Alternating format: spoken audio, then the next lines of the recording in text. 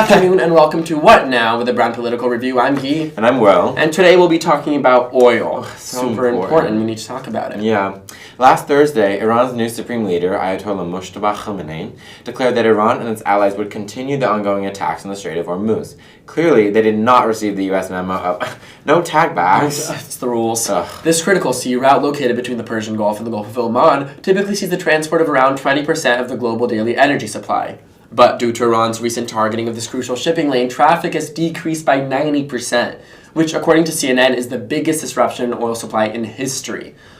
For our viewers in LA, the Middle East has traffic too, but now 90% less of it. Yeah, and for our listeners not in the business of petroleum refinement, this shift will be felt more directly at the pump. A single gallon will now put you back $3.59, an over 50% increase since March 1st.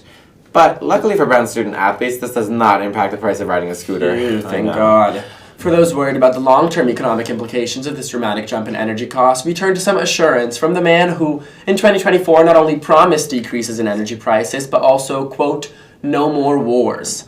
Similarly to Pinocchio, his dick grows when he lies. You know, I may have a plan or I may not, but how would I ever say that to a reporter? So, unfortunately for the president, Melania didn't have a plan B when she was pregnant with Barron. And now they're stuck with a modern remake of The Big Friendly Giant, except he's a gay 6'4" NYU student who struts around the West Village wearing overalls looking for a way to steal the moon. He sounds familiar. I know. The West Village. Now back to Gru. That is, of course, American President Donald Trump. He recently told CBS News the war is already, quote, very complete, pretty much. Funnily enough, that's the same thing every woman he's ever been with has said when asked if she's finished. High school. High school. Secretary of Defense Pete Hegseth clearly didn't get the memo about the imminent end of this conflict when he outlined the U.S.-Israeli plan to begin a second phase of, quote, more conventional munitions. Gravity bombs, ranging from 500 to over 2,000 pounds. 2,000 pounds of Jaeger, exclaimed Pete. Yippee, fellas, let's get crazy. I want to get a drink with that guy. But it seems that the U.S. has more than enough threats to go around, considering that President Trump recently threatened a, quote, very bad future for NATO member nations who refuse to assist in the resolution of this disruption. In other news, though Spectrum India on Thayer is closing, its palm reader has just been promoted to National Security Advisor. Good for her. Congrats, Sheila. Yeah, Trump is aware, though, that NATO's on our side, right? Well, apparently not, considering that he's now asking for assistance from what was once his greatest enemy. The age of consent.